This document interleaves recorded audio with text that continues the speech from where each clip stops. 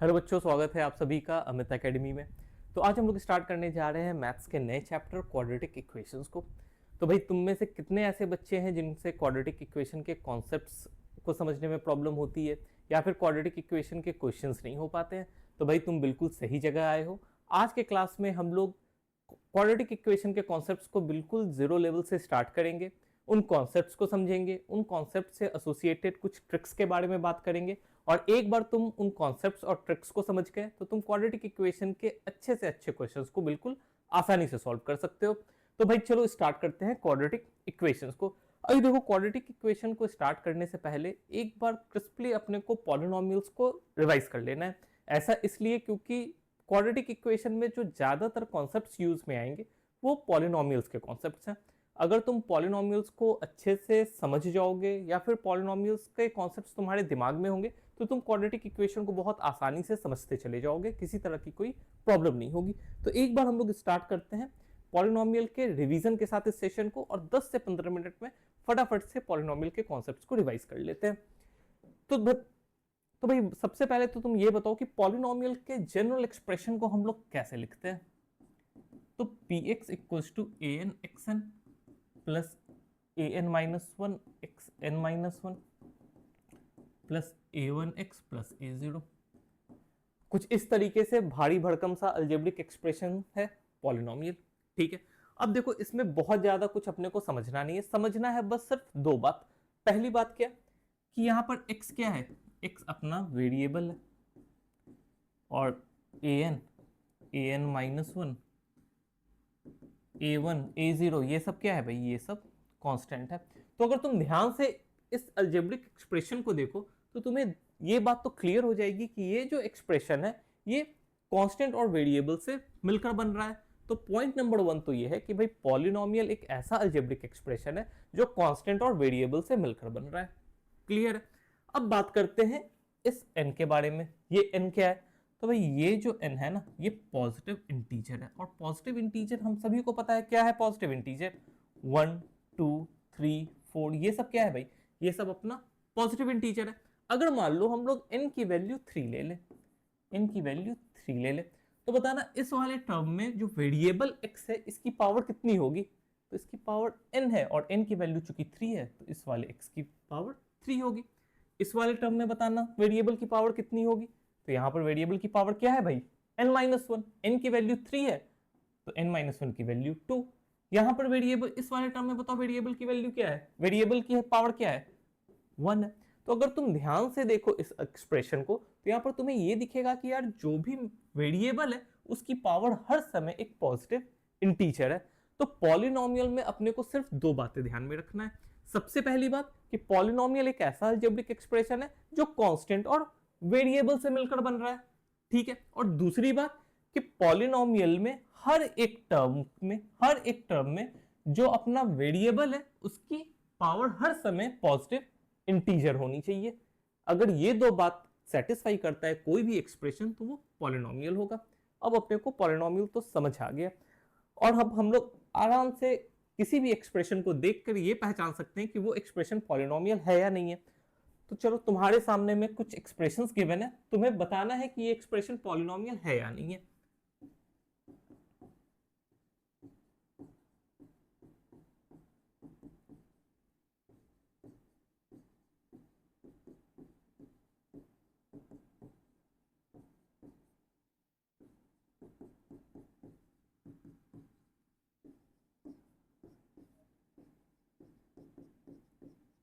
चलो, तुम्हारे पास में 5 एक्सप्रेशंस गिवन है।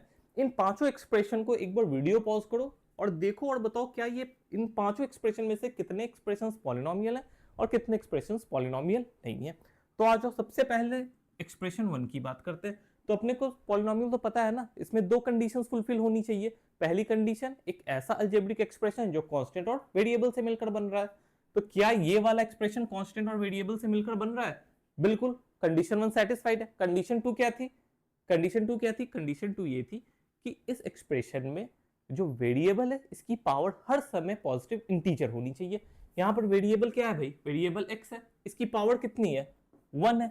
अभी 1 पॉजिटिव इंटीजर है क्या? 1 पॉजिटिव इंटीजर है, तो ये जो एक्सप्रेशन है ये दोनों ही कंडीशन को सेटिस्फाई कर रहा है, इसलिए ये जो होगा अपना पॉलिनोमियल होगा। अभी फटाफट से सेकंड एक्सप्रेशन के बारे में बताओ, क्या ये एक्सप्रेशन कांस्टेंट और वेरिएबल से मिलकर बन रहा है? बिल्कुल।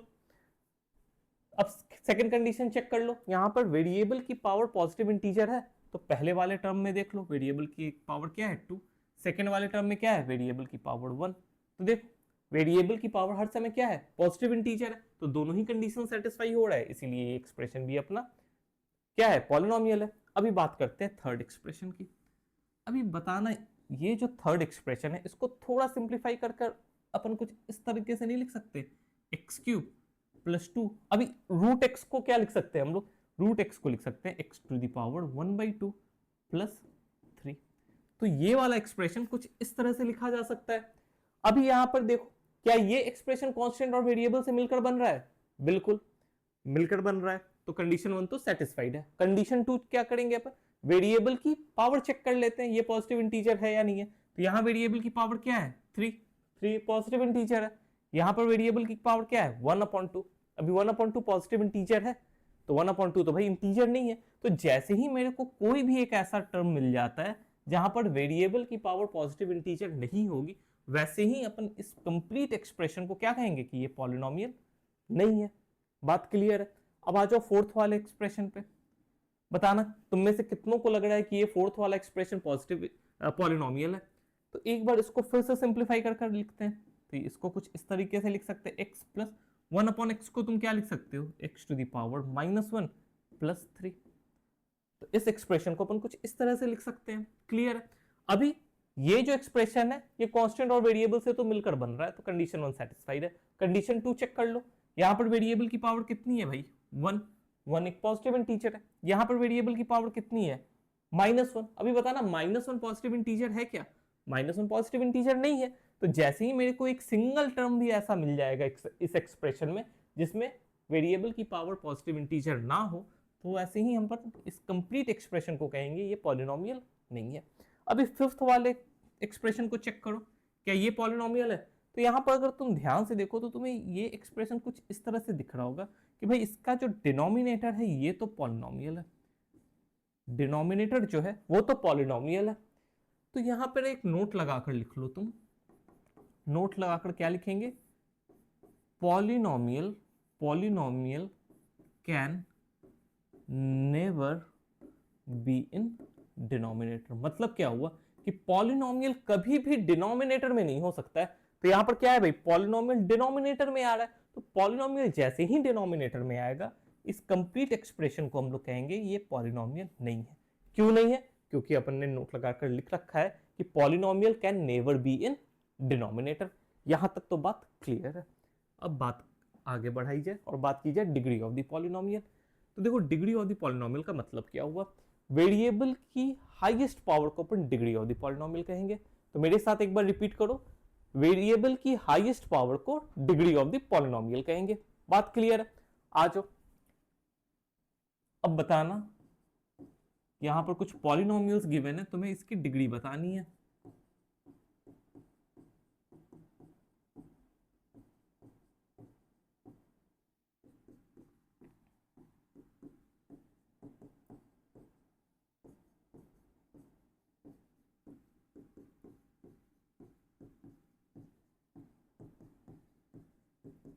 अब तुम्हारे पास यहाँ पे 4 पॉलिनोमियल्स गिवन है, फटाफट से इसकी डिग्री बताओ। तो भाई डिग्री ऑफ द पॉलिनोमियल है क्या, वेरिएबल की हाईएस्ट पावर। यहाँ पर वेरिएबल की हाईएस्ट पावर क्या है, यहाँ पर वेरिएबल की हाईएस्ट पावर 1 है, इसका मतलब इस पॉलिनोमियल की डिग्री 1।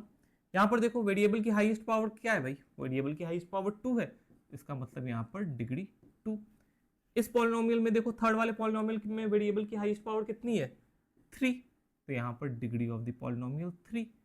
अभी बताना फोर्थ वाले पॉलिनोमियल में वेरिएबल की हाईएस्ट पावर कितनी है 3, तो यहाँ पर डिग्री ऑफ द पॉलिनोमियल कितनी हो जाएगी भाई 3। कितनों को लग रहा है यहाँ पर डिग्री ऑफ द पॉलिनोमियल 3 है? तो भाई यहाँ पर डिग्री ऑफ द पॉलिनोमियल 3 नहीं है। ये जितनों को लग रहा है ये गलत आंसर है। अभी समझते हैं क्यों गलत है। ये 4x3 यहाँ पर -4x3, क्या ये 4x3 और 4x3 आपस में कैंसिल नहीं होगा? बिल्कुल होगा। तो भाई जहां पर भी अपन सिंप्लीफिकेशन कर सकते हैं या सिंप्लीफिकेशन की गुंजाइश हो जहां पर भी, वहां पर सबसे पहला स्टेप अपने को क्या करना है, सिंप्लीफाई करना है एक्सप्रेशन को। एक्सप्रेशन को सिंप्लीफाई करने के बाद तुम अपने आंसर को कोट करो, लेकिन जहां सिंप्लीफिकेशन पॉसिबल है वहां सबसे पहला काम अपने को सिंप्लीफिकेशन करना है, इस बात को ध्यान रखो। तो अगर इस एक्सप्रेशन को सिंप्लीफाई करें तो 4x³ से -4x³ कैंसिल आउट, बचा क्या, 2x² प्लस 3x प्लस 9। अब बताना इस एक्सप्रेशन की डिग्री कितनी होगी, इस पॉलिनोमियल की डिग्री कितनी होगी, तो इस पॉलिनोमियल की डिग्री है 2। तो देखिए तुम कैसे एक छोटे से ट्रैप में बहुत आसानी से फंस गए। तो यहाँ पे अपने को मैथ्स के कुछ बेसिक रूल्स याद रखने हैं कि भाई जहां सिंप्लीफिकेशन पॉसिबल हो वहां पहले अपन सिंप्लीफिकेशन करेंगे, उसके बाद अपने आंसर को कोट करेंगे। अब देखो कुछ बेसिक से नॉमेनक्लेचर्स है। अभी जिस पॉलिनोमियल की डिग्री 1 होगी इसे लीनियर पॉलिनोमियल कहेंगे, लीनियर पॉलिनोमियल। जिस पॉलिनोमियल की डिग्री 2 है इसे क्वाड्रेटिक पॉलिनोमियल कहेंगे, और जिस पॉलिनोमियल की डिग्री 3 होती है इसे क्यूबिक पॉलिनोमियल कहते हैं। यहां तक बात क्लियर है और यहां तक तुम लोगों ने पढ़ रखा भी होगा। अब हम लोग आगे बढ़ते हैं और फटाफट से बात करते हैं रूट्स ऑफ द पॉलिनोमियल की। रूट्स ऑफ द पॉलिनोमियल का मतलब क्या हुआ, वेरिएबल की ऐसी वैल्यू जिस पर पॉलिनोमियल की वैल्यू 0 हो जाए। एक बार मेरे साथ रिपीट करो, रूट्स ऑफ द पॉलिनोमियल का मतलब क्या हुआ, वेरिएबल की ऐसी वैल्यू जिस पर पॉलिनोमियल की वैल्यू 0 हो जाए। अब इस बात को समझ लेते हैं एक बार। तो चलो एक एग्जाम्पल के तौर पर एक पॉलिनोमियल लेते हैं x² -3x प्लस 2। बात करते हैं लेट x इक्वल्स टू 0 पे, चेक करते हैं कि क्या x इक्वल्स टू 0 अपना रूट्स ऑफ द पॉलिनोमियल है। तो x equals to 0 roots of the polynomial कब होगा, जब x इक्वल्स टू 0 पर पॉलिनोमियल की वैल्यू 0 हो जाए। चेक करो, तो भाई पॉलिनोमियल की value at x equals to 0 पे अपन चेक कर लेते हैं। करना क्या है, x की जगह पर 0 पुट कर दो, तो 0 का स्क्वायर -3 इंटू 0 प्लस 2। तो पॉलिनोमियल की वैल्यू निकल कर कितनी आ गई, 2। तो क्या x equals to 0 roots of the polynomial है क्या, तो x इक्वल्स टू 0 तो रूट्स ऑफ द पॉलिनोमियल नहीं है। क्यों नहीं है, क्योंकि x इक्वल्स टू 0 पर पॉलिनोमियल की वैल्यू 0 नहीं हो रही है, इसीलिए x इक्वल्स टू 0 अपना रूट्स ऑफ द पॉलिनोमियल नहीं होगा। क्लियर है ये बात। आगे बढ़े थोड़ा, let x equals to 1, x equals to 1 पे चेक कर लेते हैं। तो आ जाओ पॉलिनोमियल की value at x equals to 1 पे देख लो। तो x की जगह 1 पुट करो, तो 1 का स्क्वायर -3 इंटू 1 प्लस 2। तो ये तो निकल कर आ गया 0। तो क्या x equals to 1 roots of the polynomial है, तो बिल्कुल है।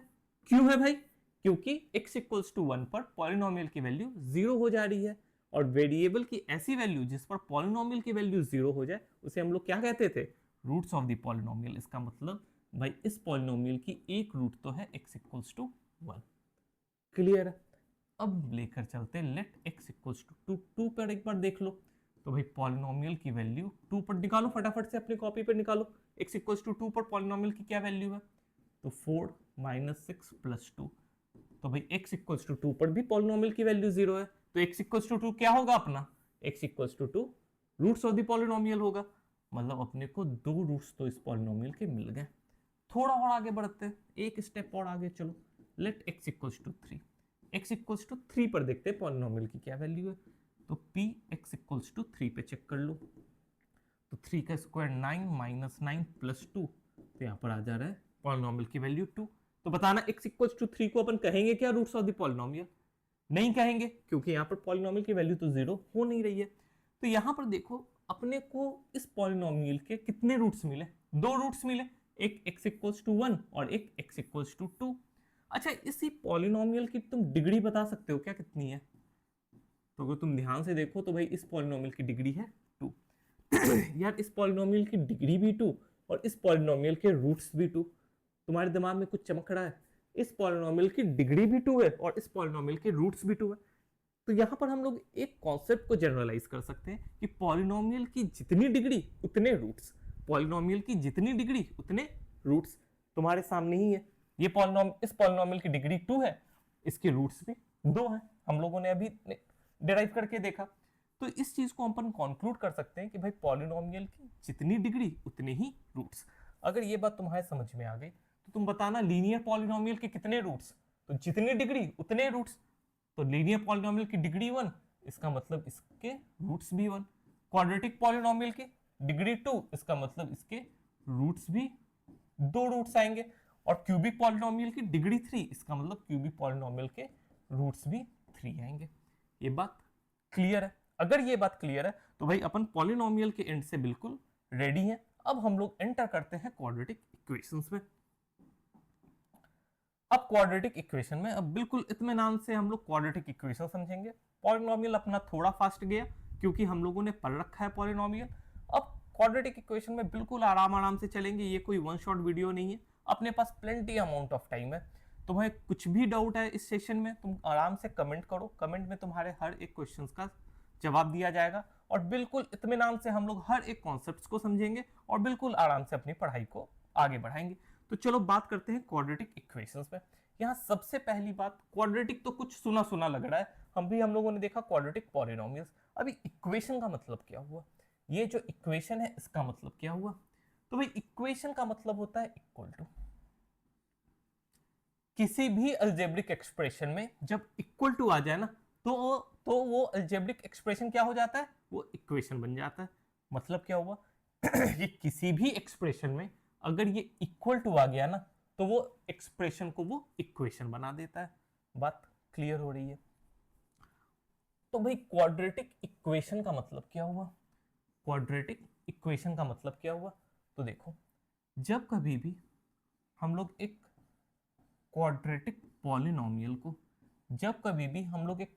पॉलिनोमियल को इक्वेट कर दें जीरो से, तो ये जो एक्सप्रेशन बनता है या ये जो इक्वेशन बनता है इसे हम लोग कहते हैं क्वाड्रेटिक इक्वेशन। बात समझ आ रही है? क्वाड्रेटिक इक्वेशन है क्या भाई? जब क्वाड्रेटिक पॉलिनोमियल को अपन जीरो से इक्वेट कर देते हैं तो बनने वाला इक्वेशन जो होता है वो क्वाड्रेटिक इक्वेशन कहलाता है। यहां तक बात एकदम क्लियर है? सभी को बात क्लियर है यहां तक? ठीक है। अब देखो यहां पर एक बात ध्यान से, जैसे ही इक्वल टू आ गया, इक्वल टू इस पूरे एक्सप्रेशन को दो पार्ट्स में डिवाइड कर दे रहा है। एक इक्वल टू के राइट हैंड वाला साइड, जिसको हम लोग क्या कहते हैं? जिसको हम लोग RHS कहते हैं, राइट हैंड साइड।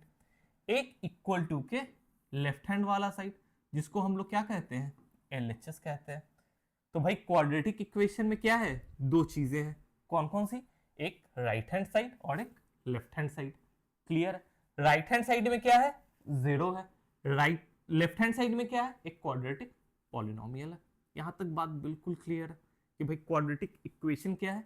जब क्वाड्रेटिक पॉलिनोमियल को जीरो से इक्वेट कर देते हैं तो बनने वाली इक्वेशन को क्वाड्रेटिक इक्वेशन कहते हैं। क्वाड्रेटिक इक्वेशन के पास क्या है? दो चीजें हैं। क्या? RHS और LHS। RHS क्या में क्या है? जीरो। LHS में क्या है? क्वाड्रेटिक पॉलिनोमियल है। और क्वाड्रेटिक पॉलिनोमियल पहचानना भी हम लोगों ने सीख लिया है और क्वाड्रेटिक इक्वेशन को अपन अच्छे से जानते हैं। अब चलो आगे बढ़े। तो अभी हम लोगों ने देखा कि जब क्वाड्रेटिक पॉलिनोमियल को जीरो से इक्वेट कर दे तो बनने वाला एक्सप्रेशन क्वाड्रेटिक इक्वेशन होता है। राइट? क्लियर है? अब क्वाड्रेटिक पॉलिनोमियल को जनरलाइज करके अपन कुछ इस तरह से लिख सकते हैं क्या? ax² plus bx plus c। बताओ, ये जो एक्सप्रेशन गिवन है ax² plus bx plus c, क्या ये पॉलिनोमियल है? बिल्कुल ये पॉलिनोमियल है, क्योंकि देख लो कांस्टेंट और वेरिएबल से मिलकर बन रहा है। और दूसरी कंडीशन देख लो, वेरिएबल की हाईएस्ट पावर कितनी है यहाँ? 2। और जैसे ही वेरिएबल की हाईएस्ट पावर 2 होगी, इसकी डिग्री कितनी हो गई? 2। इसका मतलब ये क्या है? क्वाड्रेटिक पॉलिनोमियल है। तो ऐसा कह सकते हैं ना कि ये भाई अपना क्या है? एक क्वाड्रेटिक पॉलिनोमियल है। इस क्वाड्रेटिक पॉलिनोमियल को जैसे ही तुम जीरो से इक्वेट किए, ये क्या बन गया? ये क्वाड्रेटिक इक्वेशन बन गया। और जैसे ही ये क्वाड्रेटिक इक्वेशन बना, इसको हम लोगों ने कहा generalized expression of quadratic equation. तो क्वाड्रेटिक इक्वेशन को अपन कुछ इस तरह से रिप्रेजेंट करते हैं, ax² plus bx plus c equals to 0। Clear? अभी बता देना यहाँ पर x क्या है भाई? x वेरिएबल है। क्लियर है? ये सारी बातें, x वेरिएबल है और abc क्या है अपना? abc कांस्टेंट है। लेकिन यहाँ पर माइंड करने वाली एक बात है जो बहुत जरूरी है। वो क्या? कि a की वैल्यू जीरो नहीं होनी चाहिए। a की वैल्यू जीरो नहीं होनी चाहिए। अब भाई a की वैल्यू 0 क्यों नहीं होनी चाहिए? तो तुम्हें जिन चीजों के लिए मना किया जाता है तुम पहले उसी काम को करते हो। तो अगर तुम्हें यह कहा जा रहा है कि a की वैल्यू 0 नहीं होनी चाहिए, तो क्या करेंगे अपन, a की वैल्यू 0 करके चेकिंग कर लेते हैं क्या होता है। तो आ जाओ इस वाले एक्सप्रेशन में a की वैल्यू 0 पुट करो। तो भाई अगर a की वैल्यू 0 पुट की जाए तो 0 into x square plus B x plus C equals to 0। ये एक्सप्रेशन कुछ इस तरह से दिखने लगेगा। 0 इंटू एक्स स्क्वायर क्या होगा भाई, 0, बचेगा क्या, b x plus C equals to 0। Clear है? अभी बताना ये जो बी एक्स प्लस सी है, ये जो बी एक्स प्लस सी है, ये कौन सा पॉलिनोमियल है? ये क्वाड्रेटिक पॉलिनोमियल है, लीनियर पॉलिनोमियल है, या क्यूबिक पॉलिनोमियल है? तो यहाँ पर मेरे को दिख रहा है कि भाई x की हाईएस्ट पावर 1 है, इसका मतलब ये तो अपना लीनियर पॉलिनोमियल है। bx प्लस सी क्या है भाई, लीनियर पॉलिनोमियल है। और अगर ये लीनियर पॉलिनोमियल है और इसको अपन 0 से इक्वेट कर दे रहे हैं, तो ये क्या बन जा रहा है, इक्वेशन बन जा रहा है। मतलब कि जैसे ही a की वैल्यू अपन 0 पुट कर रहे हैं, जैसे ही a की वैल्यू अपन 0 पुट कर रहे हैं, क्वाड्रेटिक इक्वेशन क्या बन जा रहा है, लीनियर इक्वेशन बन जा रहा है। समझ रहे हो? जैसे ही तुम a की वैल्यू 0 पुट कर रहे हो, क्वाड्रेटिक इक्वेशन अपने रूप रंग को ही बदल ले रहा है। ये क्वाड्रेटिक इक्वेशन तुरंत से लीनियर इक्वेशन बन जा रहा है। इसीलिए हम लोग a की वैल्यू कभी भी 0 नहीं लेते, क्योंकि a की वैल्यू 0 लेने पर क्वाड्रेटिक इक्वेशन लीनियर इक्वेशन में कन्वर्ट हो जाता है। तो ये बात भी क्लियर है कि भाई क्वाड्रेटिक इक्वेशन का जनरलाइज्ड एक्सप्रेशन क्या है, ax square plus B x plus C equals to 0। ध्यान क्या रखना है, a की वैल्यू 0 नहीं होनी चाहिए। चलो अब हम लोग आगे बढ़ते हैं और दो चार बातें और सीख लेते हैं।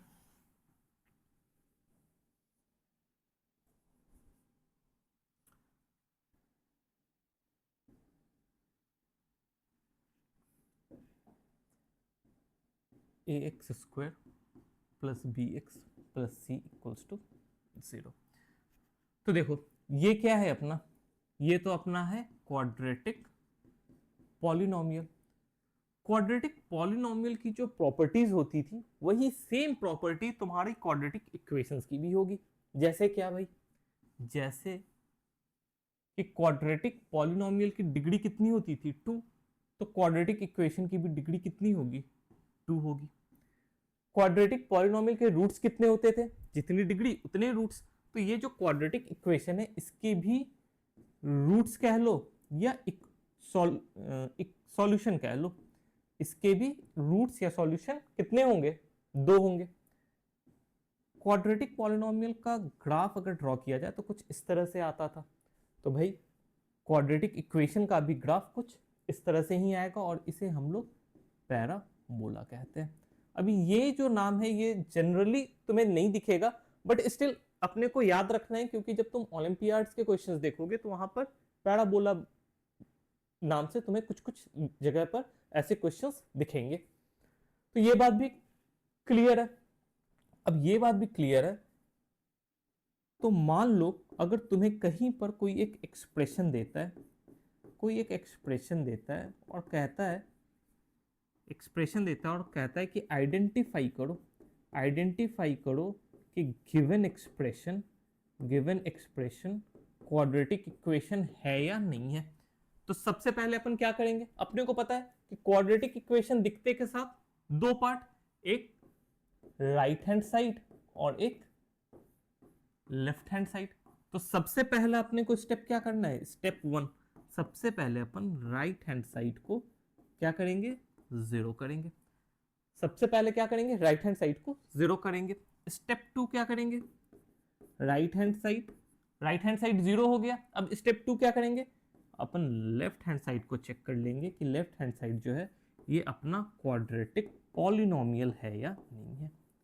लेफ्ट हैंड साइड क्या है भाई, क्वाड्रेटिक पॉलिनोमियल है। तो इसी चीज को चेक कर लेना है कि गिवन एक्सप्रेशन क्वाड्रेटिक पॉलिनोमियल है या नहीं है। अब क्वाड्रेटिक पॉलिनोमियल को पहचानने में तुम मास्टर हो चुके हो, तुम आराम से पहचान सकते हो। तो भाई किसी भी एक्सप्रेशन को आइडेंटिफाई करने के लिए कि वो क्वाड्रेटिक इक्वेशन है या नहीं है, सबसे पहला स्टेप क्या करना है, आरएचएस को 0 बनाना है। आरएचएस 0 बन गया, उसके बाद तुम एलएचएस को चेक करो कि वो क्वाड्रेटिक पॉलिनोमियल है या नहीं है। अब फटाफट से और बताओ, ये जो सातों एक्सप्रेशन गिवन है इनमें से कौन से एक्सप्रेशन क्वाड्रेटिक इक्वेशन है और कौन से एक्सप्रेशन क्वाड्रेटिक इक्वेशन नहीं है। हर एक बच्चा वीडियो पॉज करेगा और कमेंट करेगा कि इसमें से कितने एक्सप्रेशन क्वाड्रेटिक इक्वेशन है। आज देखें तो क्वाड्रेटिक इक्वेशन पहचानने के लिए सबसे पहला स्टेप क्या है, आरएचएस को जीरो करना है। तो भाई सबसे पहला काम क्या है, आरएचएस को जीरो पुट करना है। तो पहले वाले एक्सप्रेशन में देखो आरएचएस क्या है, आरएचएस तो जीरो ही है। तो स्टेप 1 तो अपना किया कराया है, कुछ नहीं करना। स्टेप 2 में क्या करना है, एलएचएस को पकड़ लो। एलएचएस क्या होगा यहाँ, x square plus 6x plus 8। अब इस एलएचएस को आइडेंटिफाई करना है कि क्या ये एलएचएस क्वाड्रेटिक पॉलिनोमियल है या नहीं है। फटाफट से तुम आसानी से बता सकते हो। बताओ ये एक्सप्रेशन क्वाड्रेटिक पॉलिनोमियल है। क्या चेक करना है भाई, वेरिएबल की हाईएस्ट पावर देख लो। वेरिएबल की हाईएस्ट पावर क्या है, 2। इसका मतलब ये क्या है, क्वाड्रेटिक पॉलिनोमियल है। तो कंडीशन 1 भी सेटिस्फाइड, कंडीशन 2 भी सेटिस्फाइड। इसका मतलब ये अपना क्या है, क्वाड्रेटिक इक्वेशन है। समझ आ रहा है। अब आज सेकंड वाले एक्सप्रेशन को पकड़ो, 3x square minus 7x equals to 0। Step 1 क्या करना है अपने को, आरएचएस को जीरो करना है। क्या आरएचएस जीरो गिवन है पहले से, तो अपना स्टेप 1 तो हो गया। अभी स्टेप 2 में क्या करना है, एलएचएस को पकड़ के साइड कर लो। तो इस एक्सप्रेशन में एलएचएस क्या है, 3x स्क्वायर माइनस 7x। अब एलएचएस को पहचान लो, क्या ये क्वाड्रेटिक पॉलिनोमियल है या नहीं है। तो आराम से ये क्या है भाई, क्वाड्रेटिक पॉलिनोमियल है। इतना तो करना अपन सीख गए। पहचान लो, यहाँ पर देखो वेरिएबल की हाईएस्ट पावर कितनी है, 2। तो जैसे ही वेरिएबल की हाईएस्ट पावर 2 है, मतलब इसकी डिग्री 2 हो गई। और डिग्री 2 के पॉलिनोमियल्स को अपन क्वाड्रेटिक पॉलिनोमियल कहते हैं। मतलब एलएचएस अपना क्वाड्रेटिक पॉलिनोमियल है। दोनों ही कंडीशन सेटिस्फाइड। इसका मतलब ये भी एक्सप्रेशन अपना क्वाड्रेटिक इक्वेशन है। फटाफट से आ जाओ तीसरे पे, x square minus 4 equals to 0। बताओ क्या ये एक्सप्रेशन क्वाड्रेटिक इक्वेशन है, ये भी क्वाड्रेटिक इक्वेशन है। आसानी से सभी बच्चे बता सकते हैं। अब आ जाओ फोर्थ वाले पे, x plus 3 upon x equals to x square. अब बताओ, अब इस एक्सप्रेशन को आइडेंटिफाई करके बताओ क्या ये क्वाड्रेटिक इक्वेशन है या नहीं है। तो सबसे पहला स्टेप क्या है अपना, आरएचएस को जीरो बनाना। अब आरएचएस को तुम जीरो कैसे बनाओगे, क्या यहाँ पे आरएचएस जीरो है, आरएचएस तो भाई यहाँ पे जीरो नहीं है। आरएचएस में क्या है, एक्स स्क्वायर। अपने को करना क्या है, स्टेप 1 में आरएचएस को जीरो बनाना है। अब बनाओ आरएचएस को जीरो, कैसे बनाओगे, तो भाई इस एक्सप्रेशन को अपने को फर्दर सिंप्लीफाई करना होगा। सिंप्लीफाई कैसे करेंगे, बेसिक मैथमेटिक्स, एक्स का एलसीएम लेंगे। ये एक्स इधर गया, x square plus 3 equals to x square. अब ये एक्स को इधर भेज दो, x square plus 3 equals to x cube. अब आरएचएस में कैसे जीरो बना है भाई, इस वाले एक्स क्यूब को पकड़ के इधर ले आओ। तो ये एक्स क्यूब जैसे ही इधर आएगा, ये क्या बन जाएगा, minus x cube plus x square plus 3 equals to 0। अब तो आरएचएस अपना जीरो बन गया। जैसे ही आरएचएस जीरो बन गया, अब क्या करना है, एलएचएस को पकड़ के साइड कर लो। एलएचएस को पकड़ के साइड कर लो। एलएचएस क्या है, minus x cube plus x square plus 3। अब बताना ये जो एक्सप्रेशन है क्या ये क्वाड्रेटिक पॉलिनोमियल है। तो यहां पर वेरिएबल की हाईएस्ट पावर कितनी दिख रही है तुम्हें, 3। मतलब डिग्री 3 है इस पॉलिनोमियल की। और डिग्री 3 वाले पॉलिनोमियल को क्या कहेंगे, क्यूबिक पॉलिनोमियल। इसका मतलब भाई ये तो क्वाड्रेटिक पॉलिनोमियल नहीं है, ये तो क्वाड्रेटिक पॉलिनोमियल है नहीं। इसका मतलब स्टेप 2 अपना गलत हो गया। इसका मतलब क्या है भाई, ये क्वाड्रेटिक इक्वेशन नहीं है। ये बात भी क्लियर है। अब फिफ्थ वाले पे आ जाओ, फिफ्थ वाले एक्सप्रेशन को देखो। फिफ्थ वाला एक्सप्रेशन क्या कह रहा है, x square plus 2 root x minus 6 equals to 0। बताओ ये एक्सप्रेशन बताओ ये एक्सप्रेशन क्वाड्रेटिक इक्वेशन है या नहीं है। तो भाई आरएचएस तो अपना स्टेप 1 तो अपना किया कराया है, आरएचएस जीरो है। एलएचएस को पकड़ के देख लेना है क्या ये क्वाड्रेटिक पॉलिनोमियल है या नहीं है। तो यहाँ पर देखो वेरिएबल की हाईएस्ट पावर कितनी है, 2। वेरिएबल की हाईएस्ट पावर 2 मतलब डिग्री 2। डिग्री 2 वाले पॉलिनोमियल को क्वाड्रेटिक पॉलिनोमियल कहते हैं।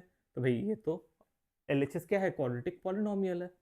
अगर तुम ऐसा सोच रहे हो तो तुम भाई बिल्कुल गलत हो, तुम बिल्कुल गलत हो। यहाँ पर ऐसा क्यों है, तो तुम्हें ध्यान से देखना होगा कि इस एक्सप्रेशन को तुम x square plus 2 root x को तुम कैसे लिख सकते हो, एक्स की पावर 1/2 माइनस 6। क्या ये पॉलिनोमियल है, पहले तो तुम मेरे को ये बताओ, उसके बाद में क्वाड्रेटिक पॉलिनोमियल है या नहीं है ये बताना। तो यहाँ पर वेरिएबल की पावर क्या है, 1/2, और 1/2 क्या पॉजिटिव इंटीजर है, तो 1/2 तो पॉजिटिव इंटीजर है नहीं। वैसे ही ये तो एक्सप्रेशन ही पॉलिनोमियल नहीं है, क्वाड्रेटिक पॉलिनोमियल तो दूर की बात। तो यहाँ पर देखो ये छोटे छोटी जगहों पर तुम किस तरीके से फंस रहे हो। तो तुम्हें भाई हर समय अटेंटिव रहना है और अटेंटिव रह के क्वेश्चंस को सॉल्व करना है। ऐसे बस मजाक मजाक में कुछ पॉइंट्स को पकड़कर अगर तुम क्वेश्चन कर रहे हो तो तुम ऐसे क्वेश्चंस में आसानी से फंस जाओगे और क्वेश्चंस को गलत कर बैठोगे। तो हर एक कॉन्सेप्ट को लगाना है अपने को, हर एक चीज को समझना है। बात क्लियर है? अब हम लोग आगे बढ़ते हैं। ये जितने क्वेश्चंस बन गए, अपन ने सफिशिएंट क्वेश्चंस प्रैक्टिस कर लिया है। इनमें से तुम ये सारे क्वेश्चंस को आराम से घर पे प्रैक्टिस कर सकते हो और सही जवाब निकाल सकते हो। अब हम लोग आगे बढ़ते हैं और बात करते हैं सॉल्यूशन ऑफ क्वाड्रेटिक इक्वेशंस की, कि सॉल्यूशन ऑफ क्वाड्रेटिक इक्वेशन का मतलब क्या हुआ। तो भाई सबसे पहले क्वाड्रेटिक इक्वेशन तो अपने को पता है कि ax² plus bx plus c equals to 0। ये क्या है, क्वाड्रेटिक इक्वेशन है। यहाँ इसके दो पार्ट्स हैं, एक RHS और एक LHS। तो सॉल्यूशन ऑफ क्वाड्रेटिक इक्वेशन का मतलब क्या हुआ, सॉल्यूशन ऑफ क्वाड्रेटिक इक्वेशन का मतलब हुआ कि वेरिएबल की ऐसी वैल्यू जिस पे LHS और RHS बराबर हो जाए।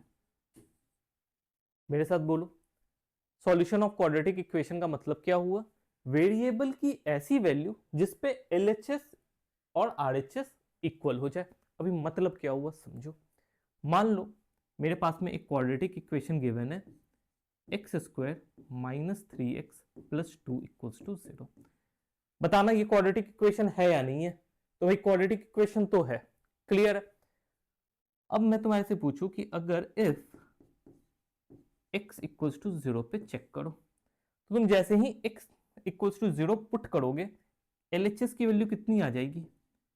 तो LHS है क्या भाई, x² माइनस 3x प्लस 2, और RHS क्या है, RHS है 0। ठीक है, अब सबसे पहले अपन क्या करेंगे, इस इक्वेशन में LHS को साइड कर लो, RHS को साइड कर लो।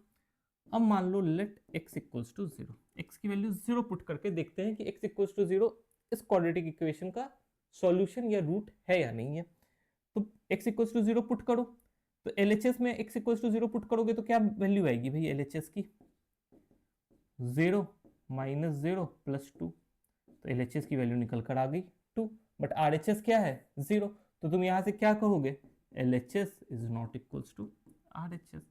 और LHS जैसे ही RHS के इक्वल नहीं हुआ, क्या x इक्वल्स टू 0 इस क्वाड्रेटिक इक्वेशन का रूट या सॉल्यूशन होगा, नहीं होगा, क्योंकि रूट या सॉल्यूशन क्वाड्रेटिक इक्वेशन का क्या होता है, वेरिएबल की ऐसी वैल्यू जिसपे LHS और RHS की वैल्यू बिल्कुल इक्वल हो जाए।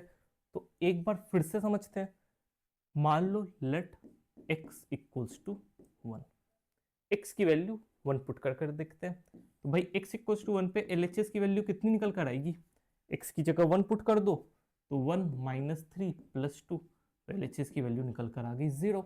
RHS की वैल्यू कितनी है, RHS की वैल्यू है 0। तो भाई x इक्वल्स टू 1 पे तो LHS is equals to RHS। इसका मतलब क्या हुआ, x इक्वल्स टू 1 क्या है अपना, रूट या solution of the quadratic equation. तुम रूट भी कह सकते हो, सॉल्यूशन भी कह सकते हो, क्लियर है। अब मान लेते हैं लेट x इक्वल्स टू 2 पे चेक कर लो। तो x इक्वल्स टू 2 पे LHS की वैल्यू चेक करना क्या आ रही है, तो LHS की वैल्यू आएगी 0। RHS की वैल्यू कितनी निकल कर आ रही है, तो RHS तो अपने को गिवन ही है 0। तो यहां पर भी x इक्वल्स टू 2 पर क्या है भाई, LHS is equals to RHS। इसका मतलब x इक्वल्स टू 2 भी क्या होगा अपना, roots of the quadratic equation. तो यहां पर भी देखो ये जो क्वाड्रेटिक इक्वेशन है इसके दो रूट्स निकल कर आए, एक x इक्वल्स टू 1 और एक x इक्वल्स टू 2। और क्लास के बिल्कुल शुरुआत में ही हम लोगों ने बात किया था कि क्वाड्रेटिक इक्वेशन के कितने रूट्स होंगे, क्वाड्रेटिक इक्वेशन के दो रूट्स होंगे।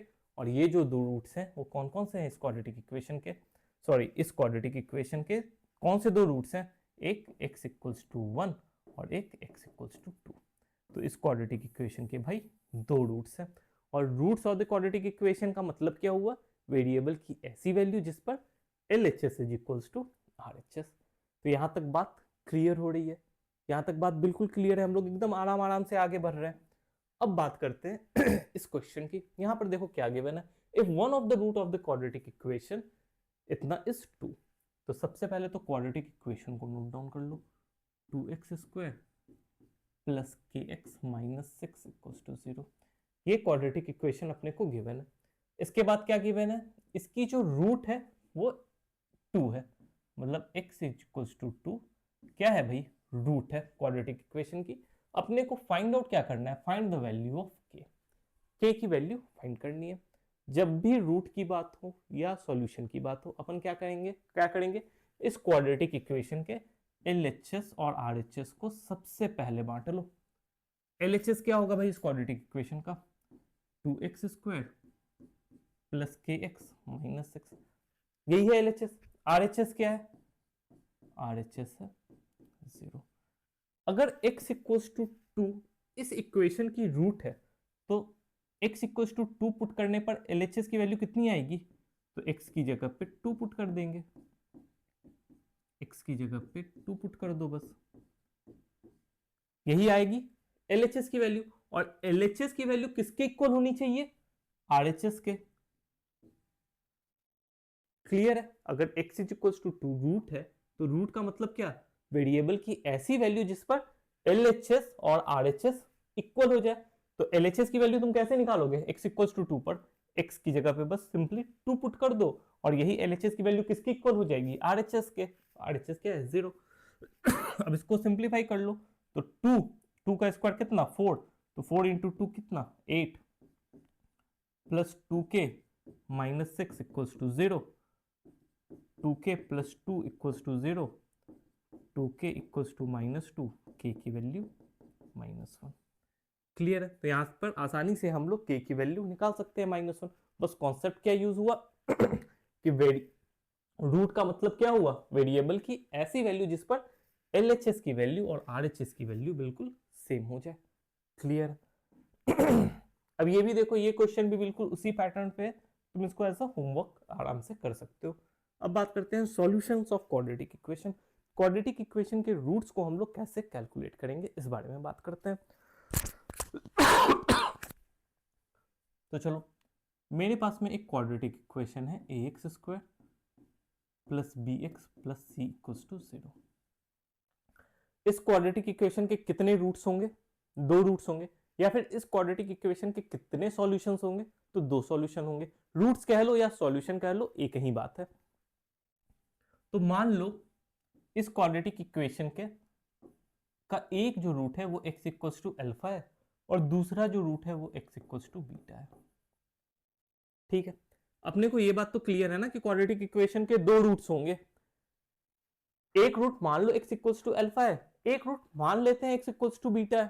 ठीक है, तो x इक्वल्स टू अल्फा है एक रूट अपना, और x इक्वल्स टू बीटा है दूसरा रूट।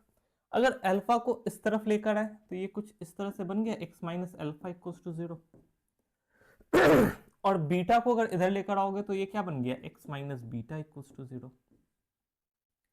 क्लियर है, अब ये जो x माइनस अल्फा है और ये जो x माइनस बीटा है, इसे हम लोग पता है क्या कहते हैं, इसे हम लोग कहते हैं factor of quadratic equation. Factor of quadratic equation, ये बात तुम्हें ध्यान रखनी है कि अगर तुम्हें गिवन है रूट कि एक root x equals to alpha है, दूसरा root x equals to beta है, तो x माइनस अल्फा और x माइनस बीटा क्या होगा भाई, फैक्टर होगा क्वाड्रेटिक इक्वेशन का। ठीक है, अगर तुम्हारे पास में कोई एक नंबर 8 गिवन है, ठीक है, और कोई तुम्हारे से पूछे कि भाई 8 के कितने फैक्टर्स होंगे, तो 8 के फैक्टर्स बताना क्या क्या है। तो 8 के फैक्टर से एक तो 1 है, 2 है, 4 है, 8 है, यही 4 नंबर्स 8 के फैक्टर है। अब तुम्हें कोई कहे कि भाई 8 को उसके फैक्टर्स के फॉर्म में रिप्रेजेंट करो, 8 को कैसे रिप्रेजेंट करो, उसके फैक्टर्स के फॉर्म में रिप्रेजेंट करो, तो तुम कैसे करोगे, या तो तुम 8 को 1 इंटू 8 लिखोगे, या तो तुम 8 को 2 इंटू 4 लिखोगे। तो यहाँ पर एक चीज कॉमन दिख रही है, मल्टीप्लीकेशन। अगर किसी भी नंबर या किसी भी एक्सप्रेशन को उसके फैक्टर्स के फॉर्म में लिखना होता है तो अपन बीच में क्या लगाते हैं, बीच में मल्टीप्लीकेशन लगाते हैं। बीच में क्या लगाते हैं, मल्टीप्लीकेशन लगाते हैं। तो अगर मेरे को इस क्वाड्रेटिक इक्वेशन को, इस क्वाड्रेटिक इक्वेशन को, इस वाले क्वाड्रेटिक इक्वेशन को उसके फैक्टर्स के फॉर्म में लिखना है तो मेरे को बीच में क्या लगाना होगा, मल्टीप्लीकेशन लगाना होगा। क्या इस क्वाड्रेटिक इक्वेशन के फैक्टर्स पता है तुम्हें? एक फैक्टर क्या है, x माइनस अल्फा, एक फैक्टर क्या है, x माइनस बीटा। तो इसी क्वाड्रेटिक इक्वेशन को अपन कुछ इस तरीके से नहीं लिख सकते? तो इस तरह से कुछ हम लोग क्वाड्रेटिक इक्वेशन को उसके फैक्टर्स के फॉर्म में रिप्रेजेंट करते हैं। ये दोनों क्या है, इस क्वाड्रेटिक इक्वेशन के फैक्टर्स है। और अपने को पता है कि किसी भी एक्सप्रेशन या नंबर को उसके फैक्टर्स के फॉर्म में जब रिप्रेजेंट करते हैं तो बीच में आता क्या है, मल्टीप्लीकेशन। यहां पे भी बीच में क्या आ रहा है, मल्टीप्लीकेशन आ रहा है। तो ये सबसे इंपॉर्टेंट बात है कि भाई क्वाड्रेटिक इक्वेशन को उसके फैक्टर्स के फॉर्म में किस तरह से रिप्रेजेंट करें। बात क्लियर है?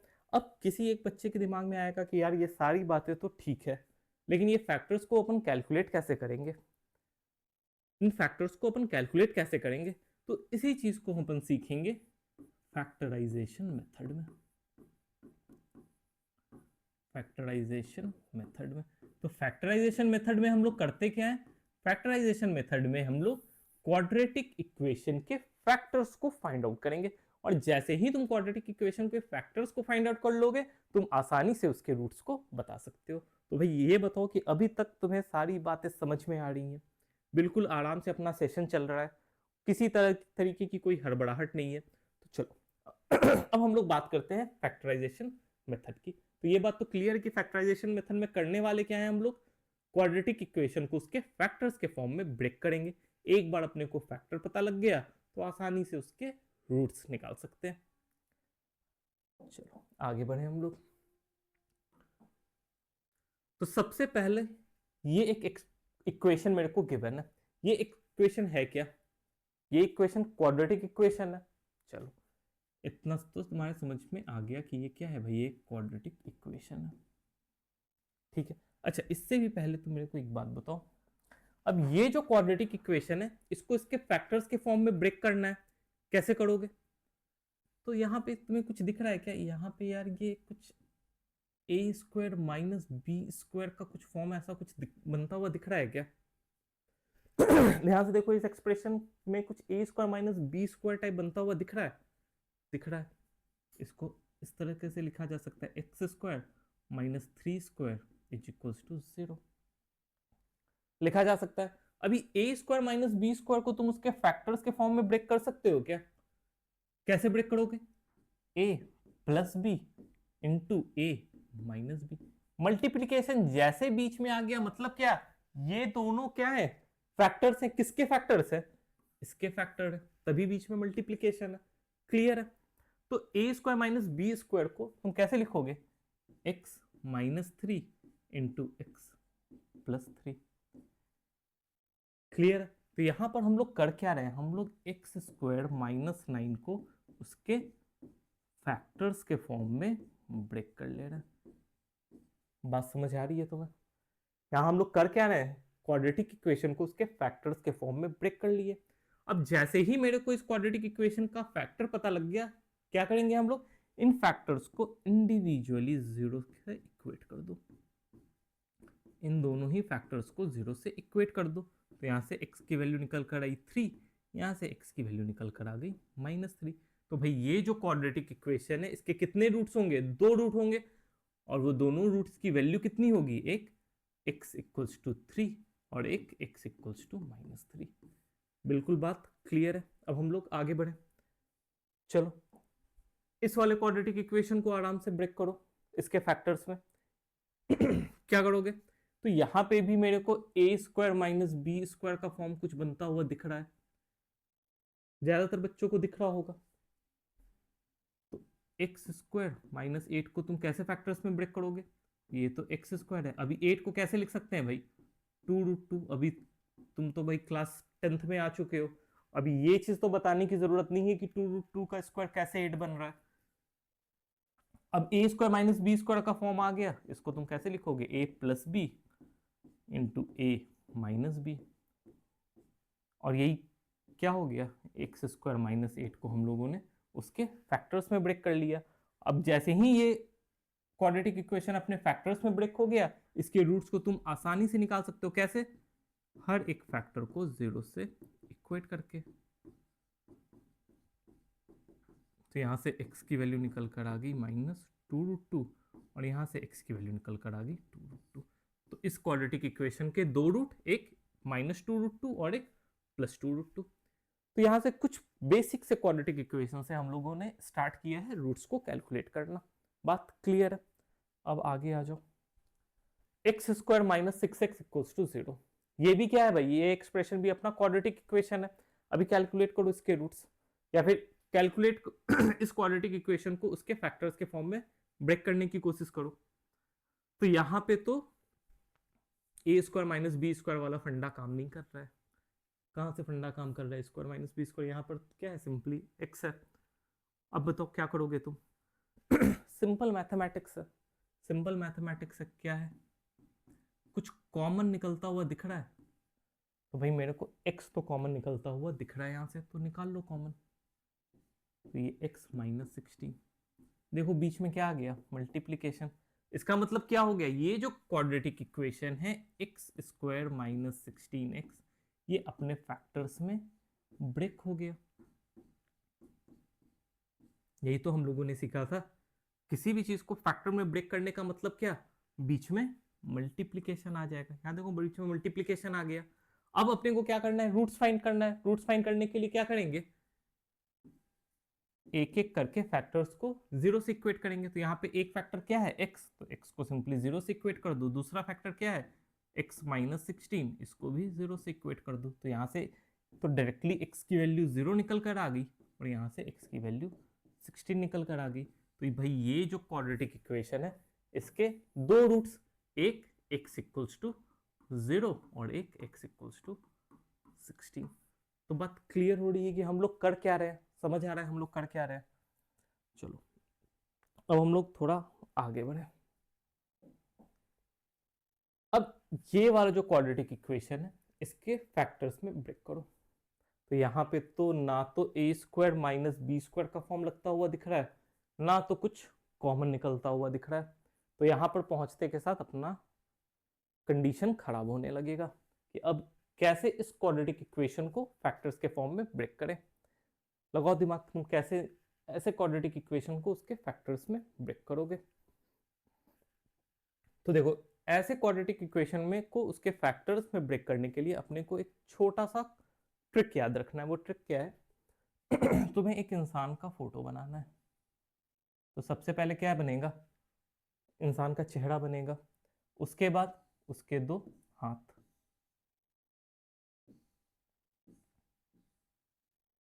और एक हाथ में दे दो इक्वल टू का साइन।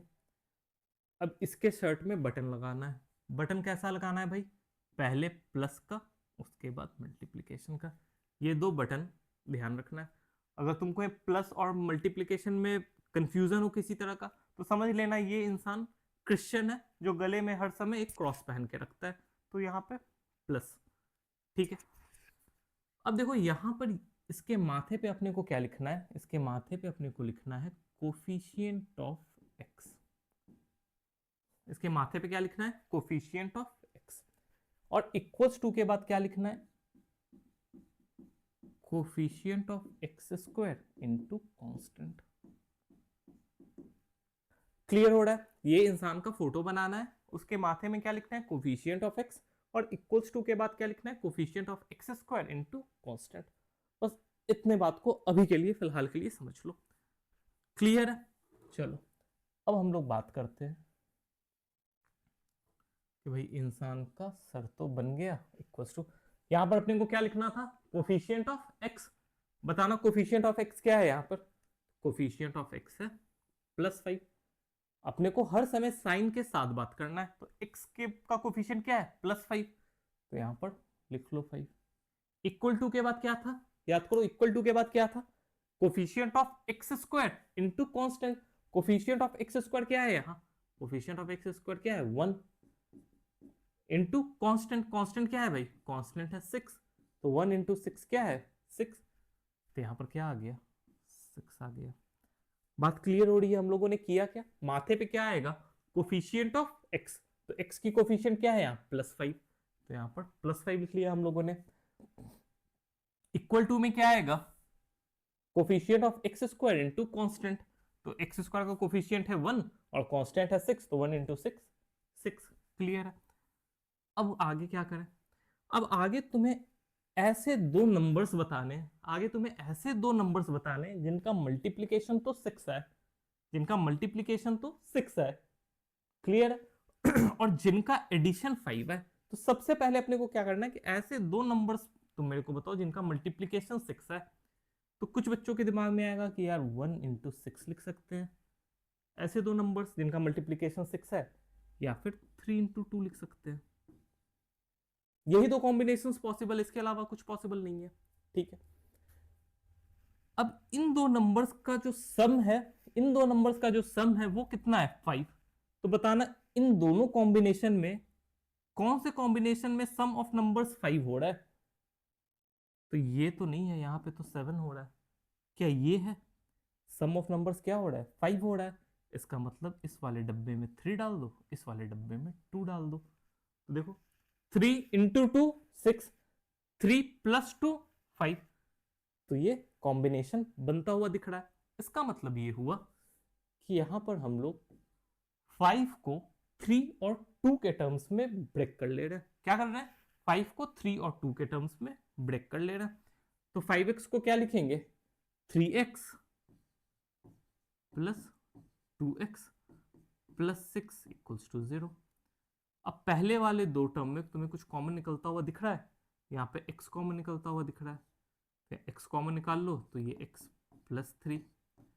इन दो टर्म्स में कुछ कॉमन निकलता हुआ दिख रहा है, तो 2 कॉमन निकलता हुआ दिख रहा है, x प्लस 3 इक्वल्स टू 0। अब इस वाले टर्म में और इस वाले टर्म में कुछ कॉमन निकलता हुआ दिख रहा है, तो x प्लस 3 कॉमन निकलता हुआ दिख रहा है, तो x प्लस 3 कॉमन निकाल लो, तो बचेगा क्या, x प्लस 2 इक्वल्स टू 0।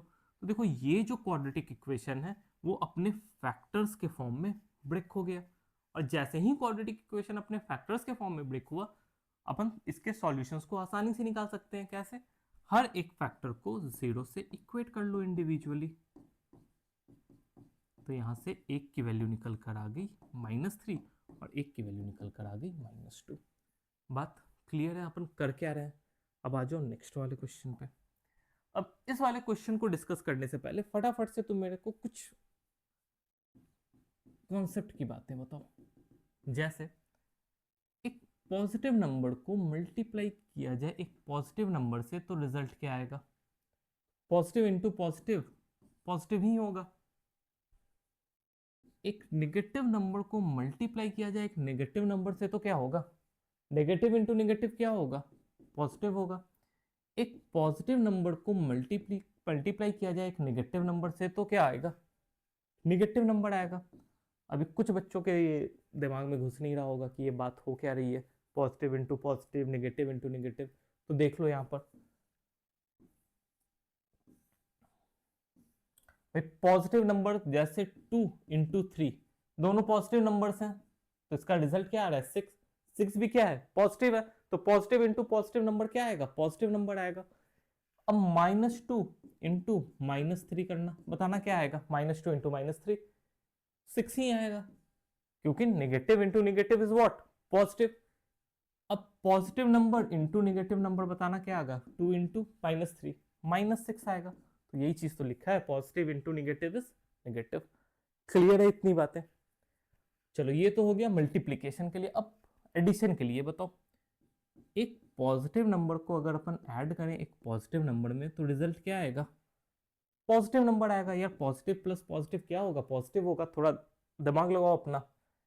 एक नेगेटिव नंबर को ऐड करें एक नेगेटिव नंबर में, तो रिजल्ट क्या आएगा, एक नेगेटिव नंबर आएगा, ऑब्वियस है एक नेगेटिव नंबर आएगा।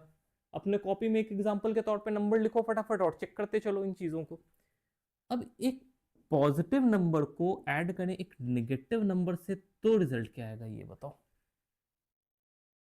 तब रिजल्ट क्या आएगा, ये चीज सबसे इंपॉर्टेंट है। जैसे +2 और -3 को ऐड करें तो रिजल्ट क्या आएगा, रिजल्ट आएगा +2 -3 -1 आएगा। अच्छा, -2 को ऐड करें +3 में तो रिजल्ट क्या आएगा, तो 1 आएगा। तो यहां पर एक बात समझो, जब निगेटिव नंबर बड़ा था तो रिजल्ट क्या हो रहा था, निगेटिव आ रहा था। -3 बड़ा है ना भाई +2 से, मैग्नीट्यूड वाइज बात करो। तो जब निगेटिव वाला नंबर बड़ा था तो रिजल्ट क्या आ रहा था, निगेटिव आ रहा था। जब पॉजिटिव वाला नंबर बड़ा था तो रिजल्ट क्या आ रहा था, पॉजिटिव आ रहा था। तो यहां से हम लोग ये कह सकते हैं कि अगर प्लस वाला नंबर बड़ा होगा तो रिजल्ट में आएगा प्लस। अगर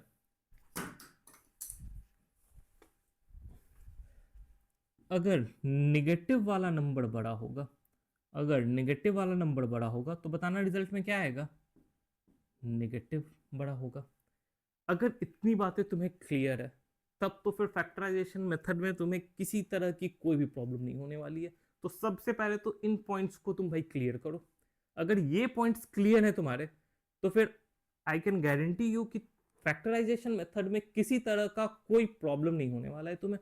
तो आ जाओ इस तरह के क्वेश्चन को देखते हैं जहां अधिकतर बच्चे, मोस्ट ऑफ द स्टूडेंट्स, उनसे नहीं हो पाता इस तरह का क्वेश्चन, या फिर वो सोच नहीं पाते हैं। यहाँ पर अपने को कुछ नहीं, कुछ बेसिक स्टेप्स को ध्यान रखना है और ऐसे क्वेश्चंस को तुम आसानी से बिल्कुल फटाफट कर पाओगे। तो सबसे पहले ऐसे क्वेश्चन के लिए अपने को क्या करना है,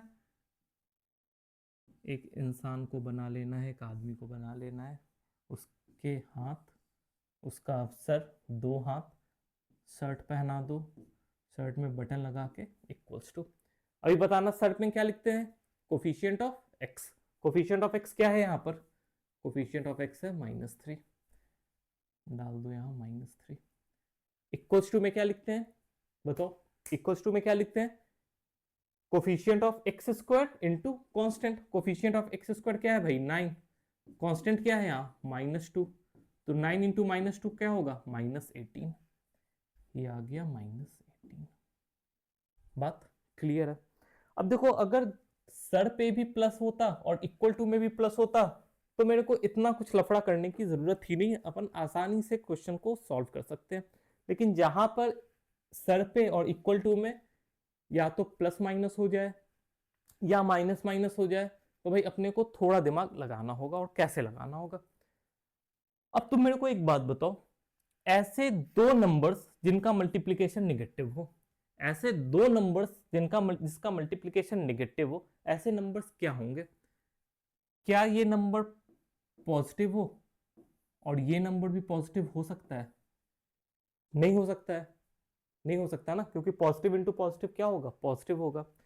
क्या ये दोनों नंबर्स निगेटिव हो सकते हैं, नेगेटिव इंटू नेगेटिव क्या होगा भाई, पॉजिटिव होगा, लेकिन यहाँ क्या है, नेगेटिव है। क्या ये नंबर कुछ इस तरह से हो सकता है, एक पॉजिटिव हो जाए एक निगेटिव हो जाए, exactly that is the point कि positive into negative is negative. मतलब इस वाले डब्बे में कोई एक पॉजिटिव नंबर है, इस वाले डब्बे में कोई एक नेगेटिव नंबर है, ये तो क्लियर हो गया, ये बात तो क्लियर है। जैसे ही ये बात क्लियर हो गई तुम इस चीज को भूल जाओ। अब भाई मेरे को एक बात तो समझ आ गया कि इस वाले डब्बे में पॉजिटिव होगा और इस वाले डब्बे में कोई नेगेटिव नंबर होगा, ठीक है। अब प्लस में क्या आ रहा है, इन दोनों नंबर्स को अगर अपन ऐड करें तो क्या आ रहा है, एक निगेटिव नंबर आ रहा है। ये कब पॉसिबल है, एक पॉजिटिव नंबर और एक निगेटिव नंबर को जब ऐड करें तो निगेटिव है, कब पॉसिबल है, जब निगेटिव वाला नंबर बड़ा होगा। हम लोगों ने देखा है कि एक पॉजिटिव नंबर और एक नेगेटिव नंबर को ऐड करने पे नेगेटिव नंबर कब आएगा, जब एक नेगेटिव वाला नंबर बड़ा होगा। इसका मतलब तो ये बात बिल्कुल क्लियर हो गई कि भाई इस वाले डब्बे में एक पॉजिटिव नंबर होगा, इस वाले डब्बे में एक नेगेटिव नंबर होगा, और नेगेटिव वाला नंबर जो होगा वो पॉजिटिव से बड़ा होगा। बस इतना तुम जैसे ही समझ गए। अब तुम्हें क्या करना है, ये सब जो नेगेटिव है ना, ये सब जो नेगेटिव है इसे भूल जाओ। अब तुम सिंपली मेरे को दो ऐसे नंबर्स बताओ जिनका मल्टीप्लीकेशन 18 है, दो ऐसे नंबर्स बताओ जिनका मल्टीप्लीकेशन 18 है। तो भाई एक तो होगा 1 इंटू 18 और एक होगा 2 इंटू 9 और एक होगा 6 इंटू 3। यही कॉम्बिनेशन है पॉसिबल, सिर्फ यही कॉम्बिनेशन पॉसिबल है। ठीक है, अब बताना अपने को क्या पता है कि एक डब्बा पॉजिटिव होगा, एक डब्बा, एक नंबर पॉजिटिव होगा, एक नंबर नेगेटिव होगा, और बड़ा वाला नंबर क्या होगा, नेगेटिव। तो 1 इंटू 18 में बड़ा वाला नंबर कौन सा है, 18 है, और अपने को पता क्या है, बड़ा वाला नंबर नेगेटिव होगा, इसका मतलब यहाँ 18 नेगेटिव होगा। 2 इंटू 9 में बड़ा वाला नंबर क्या है, 9, तो 9 क्या होगा भाई, नेगेटिव होगा। 6 इंटू 3 में बड़ा वाला नंबर क्या है, 6, तो 6 क्या होगा, नेगेटिव होगा। ये हम लोग यहाँ से डिसाइड कर पा रहे हैं। देखो इनिशियली इस टॉपिक को समझने के लिए, इस ट्रिक को समझने के लिए थोड़ा दिमाग लगेगा, बट एक बार तुम यूज टू हो जाओगे ना इस ट्रिक से, तो तुम बहुत सारे अच्छे लेवल के क्वेश्चंस बिल्कुल आसानी से कर सकते हो। लेकिन एक बार इस ट्रिक से फेमिलियर होने के लिए भाई थोड़ा तो एफर्ट लगेगा। तो ये तो सेट ऑफ नंबर्स बन गए। अब बताना कि ऐसे कौन से दो नंबर्स का सेट है जिनको जोड़ने पे -3 आ जाए। तो क्या 1 और -18 को जोड़ने पे -3 आएगा, नहीं आएगा। 2 और -9 को जोड़ने पे -3 आएगा, नहीं आएगा। लेकिन -6 और 3 को जोड़ने पे -3 आएगा क्या, आएगा। तो मतलब क्या है भाई, ये दो जो सेट है, एक -6 और एक 3 का है। इसका मतलब क्या हुआ, इसका मतलब क्या हुआ कि -3 को हम -6 और 3 के टर्म्स में ब्रेक कर लेंगे। तो 9x² -3 को कैसे ब्रेक करेंगे, -6x plus 3x -2 equals to 0। अब बताओ इन दो टर्म में कुछ कॉमन निकलता हुआ दिख रहा है, तो 3x, तो यहाँ पर हो गया 3x -2। यहाँ पर कुछ कॉमन निकलता हुआ दिख रहा है, तो यहाँ से कुछ भी कॉमन नहीं निकलता हुआ दिख रहा है, तो 3x -2। अब तो इस वाले टर्म से और इस वाले टर्म में कुछ कॉमन निकलता हुआ दिख रहा है, तो यहाँ से मेरे को 3x -2 कॉमन निकलता हुआ दिख रहा है। 3x -2 तुम जैसे ही कॉमन निकाल लोगे, बचेगा क्या, 3x + 1 इक्वल्स टू 0। तो ये जो क्वाड्रेटिक इक्वेशन है ये अपने फैक्टर्स में ब्रेक हो चुका है। अब जैसे ही फैक्टर्स में ब्रेक हो गया, रूट निकालने के लिए क्या करेंगे, फैक्टर्स को इंडिविजुअली 0 से इक्वेट कर देंगे। तो यहाँ से x की वैल्यू निकल कर आएगी 2/3 और यहाँ से x की वैल्यू निकल कर आएगी -1/3। तो कुछ इस तरह से हम लोग फैक्टराइजेशन के क्वेश्चंस को सॉल्व करेंगे। तो आज के लिए इतना ही रखते हैं, क्योंकि ये टॉपिक फैक्टराइजेशन मेथड के कुछ अच्छे क्वेश्चंस अपन नेक्स्ट टॉपिक में देखेंगे, क्योंकि अपना जो टाइम है वो एक्सीड हो चुका है। और ये जो मेथड है इसको एक बार तुम रिवाइज कर कर आना, ताकि जब नेक्स्ट सेशन में हम लोग क्वेश्चन करें तो हम लोग बहुत आसानी से इन कॉन्सेप्ट्स को इम्प्लीमेंट कर पाए। तो आज के लिए इतना ही, थैंक यू।